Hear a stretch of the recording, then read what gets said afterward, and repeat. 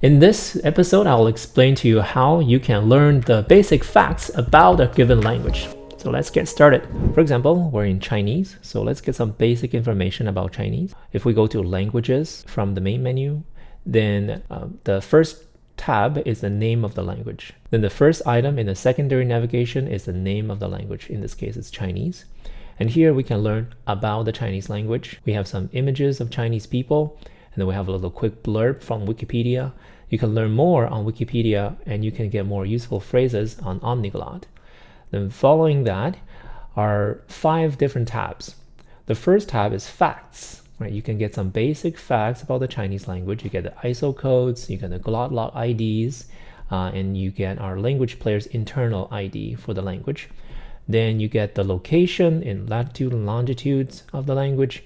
Then you get the scope. Chinese is a macro language, it's not an individual language according to glotlog. And language type is living. And orthography codes are Bopo, Fag, Han-S, and Han-T. Bopo stands for Bopomofo, and Fag stands for this Tibetan monk. And he invented this particular script that can also be used to write Chinese. Following that, we have the simplified Han script and the traditional Han script. The vernacular name of Chinese is Hanyu, and the number of speakers, of course, this is not up to date. It was 1.2 billion. And then Chinese is listed as being native to China, North Korea, and Laos, etc., because these countries or regions traditionally have Chinese speaking population living there. All right. And moving on to the next tab, we have the dialects tab. This is only available for Chinese. Here, all the dialects of Chinese are listed over here. If you look at these symbols next to one particular dialect, if the dialect has a TV next to it, that means it has live TV available. If it has a play button, that means it has videos available in a library. And if you see a book icon, that means there's a dictionary available for that language. So not all languages listed here have dictionaries or live TV features.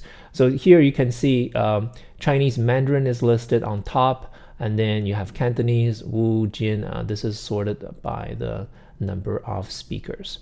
All right, so next to that is ethnic groups. There are the 56 ethnic groups of China. And, again, this is only available for the Chinese language.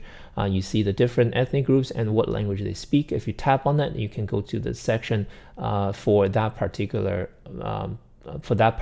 language that's spoken by this ethnic group. And then next to that, we have phrases. So here we asked ChatGPT to give us some phrases for the language. Of course, it's not really necessary for Chinese because we have a large dictionary and phrase books, etc. But for some lesser known languages, this can be useful. For example, let's switch to a lesser known language. Let's scroll down, and then from the language switcher at the bottom, you have this button, See More Languages on the map. If you tap on that, let's zoom into a lesser known region in the world. See if we can find some smaller languages like Dungan, for example. All right, so it says Dungan is a Sinitic language, so it's related to Chinese. And here, if we press on phrases and get ChatGPT to give us some phrases, the question is, what is the Dungan language and what are some phrases, right? And it says Dungan language is a Sinitic language, and it's closely related to Mandarin Chinese, but written in a Cyrillic script, right? So the Chinese equivalent is Ni Hao, and then in Dungan is Ni Dao, and the pinyin is Ni Tao, right? Ni Tao, and English is hello, right? I can't pronounce these very well because I haven't studied that language. But in any case, so this is how you can get some quick phrases as well as vocabulary, right? So how do you say ni hao in Dungan? And it seems like this is a Muslim region, so hello is salam, and yes is hei, and no is yok. However, just be cognizant that some of the information about lesser known languages may not be accurate. That's a return from ChatGPT. So you do have to verify these against other sources. Okay, cool. So that's how you can learn the basic facts about a given language on Language Player. I'll see you in the next episode.